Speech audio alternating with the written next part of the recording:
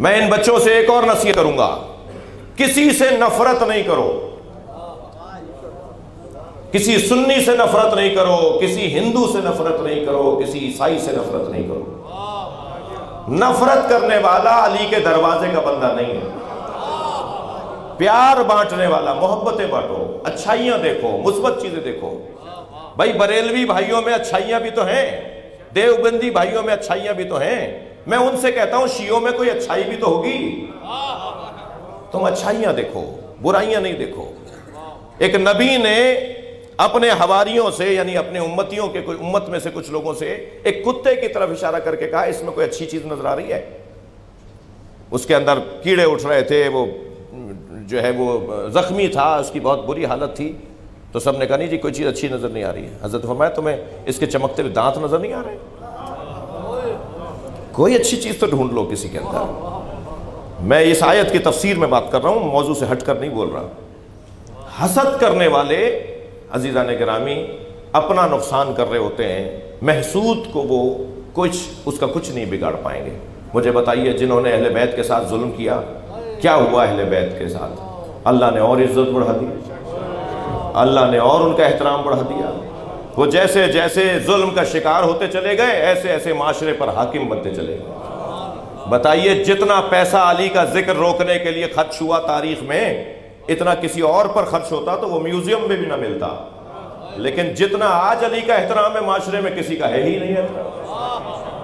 اور اگر کوئی برابری کرنے کی بات بھی کر رہا ہوتا ہے تو اسی مسلک کا عالم اسے ٹوکتا ہے، ان کا احترام اپنی جگہ مگر علی علی ہے، یعنی خود اسی کو اسی کے مسلک کا عالم کہتا ہے علی کے برابر بات نہیں کرو۔ ان کا مقام بہت بلند ہے مگر علی کا مقام علی کا مقام ہے۔ توجہ چاہوں گا، نبی نے ایک سفر میں کسی سے کھجوریں اس نے کھلائی نبی کو، سرکار نے کھجوریں کھا کے فرمایا جب مدینے آؤ گے تو میں بھی تمہیں کھجوریں دوں گا۔ سرکار کی رحلت ہو گئی، وہ آ گیا، حضرت ابوبکر کا دور ہے، اس نے کہا نبی نے فرمایا تھا مدینے آؤ گے تو کھجوریں دوں گا۔ حضرت ابوبکر نے بے ساختہ کہا علی کو بلاؤ۔ مولا علی تشریف فرما ہوئے، حضرت ابوبکر نے فرمایا علی یہ کھجوریں مانگ رہا ہے، نبی نے اس سے وعدہ کیا تھا کہ مدینے آؤ گے تو کھجوریں کھلاؤں گا۔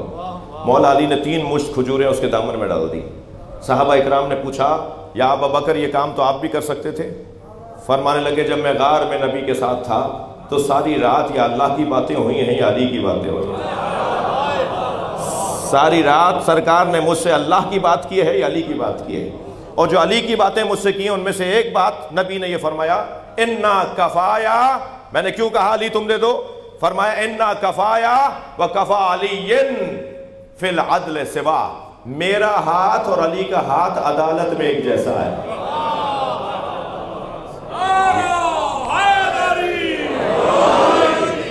عزیزو حسد، خبردار بچوں سے عرض کر رہا ہوں حسد کسی سے نہیں کرو۔ یہ وہ بیماری ہے جو اہل بیت کے دشمنوں میں پائی جاتی ہے، اہل بیت کے چاہنے والوں میں نہیں ہونی چاہیے۔ اس لیے کہ اہل بیت کے ساتھ حسد کی بنیاد پر اس آیت کی تفسیر میں مولا علی نے فرمایا کہ ہمارے ساتھ ایسا ہوا ہے۔ محبت کیسے کسی کی حاصل کی جائے؟ محبت کیسے کسی کی حاصل کی جائے؟ سورہ یوسف میں حضرت یوسف کے بھائیوں نے بابا کی محبت حاصل کرنے کا ایک طریقہ اپنایا ہے، اور قرآن سورہ مبارکہ نساء میں اللہ نے محبت حاصل کرنے کا ایک اور طریقہ بتایا ہے۔ ہمارے معاشرے میں جو زیادہ تر چیز رائج ہے وہ حضرت یوسف کے بھائیوں والی رائج ہے، جبکہ ہونا چاہیے جو اللہ نے نسخہ بتایا ہے، ہیں دونوں قرآن کی آیتیں۔ سورہ یوسف کے اندر ہے کہ حضرت یوسف کے بھائیوں نے سب جمع ہو کر 11 بھائی جمع ہو کر کہتے ہیں اقتلوا یوسف واخوہ انا هو احب الی ابینا منا، آؤ چل کر یوسف کو اور یوسف کے بھائی کو قتل کر دیتے ہیں، اس لیے کہ یوسف بابا کے نزدیک ہماری نسبت زیادہ قربت رکھتا ہے، بابا اس سے زیادہ پیار کرتے ہیں، جب ہم اسے مار دیں گے تو پھر ہم ہوں گے، بابا کی محبت ہمیں مل جائے گی۔ یہ ایک طریقہ ہے کہ اگر محبتیں لینی ہیں تو ان لوگوں کو رستے سے ہٹا دیا جائے جن سے محبت ہو رہی ہے، پھر وہ ہٹ جائیں گے تو پھر ہم آگے آ جائیں گے۔ یہ قرآن میں کچھ لوگوں نے سوچا تھا ایسا، اور ایسا کرنے کے لیے چلے گئے حضرت یوسف کو مارنے کے لیے۔ یعنی کسی کو ہٹا کر کسی کی جگہ، کسی کو اس کی جگہ سے ہٹا کر خود بیٹھنے سے اگر کوئی یہ سمجھے کہ میں اسے ہٹا کر خود بیٹھوں گا تو مجھے وہ مقام مل جائے گا، اس کی قرآن نے مذمت کی ہے۔ تم کسی کو ہٹا کر اس کی جگہ نہیں بیٹھ سکتے۔ ہر شخص اپنی روٹی مقدر میں لے کر آیا ہے، ہر شخص اپنا مقام اللہ سے لکھوا کر لایا ہے۔ کوئی کسی کی روٹی نہیں کھاتا، کوئی کسی کی جگہ نہیں جاتا۔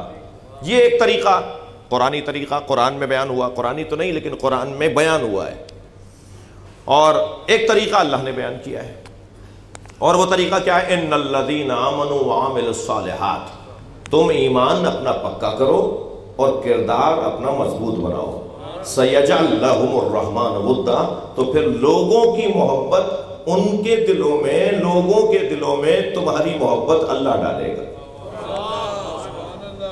تم اپنا ایمان مضبوط کرو اور تم اپنا کردار مضبوط کرو۔ سیجعل لہم الرحمن ودا، اللہ ان کے دلوں میں تمہاری محبت کو ڈالے گا۔ جب یہ آیت کسی نے مولا کے سامنے تلاوت کر کے پوچھا کہ یہ آیت کس کی شان میں ہے، مولا مسکرائے فرمایا ہم اہل بیت کی شان میں ہیں۔ ہماری محبت لوگوں کے دلوں میں مضبوط کرنے والا اللہ ہے۔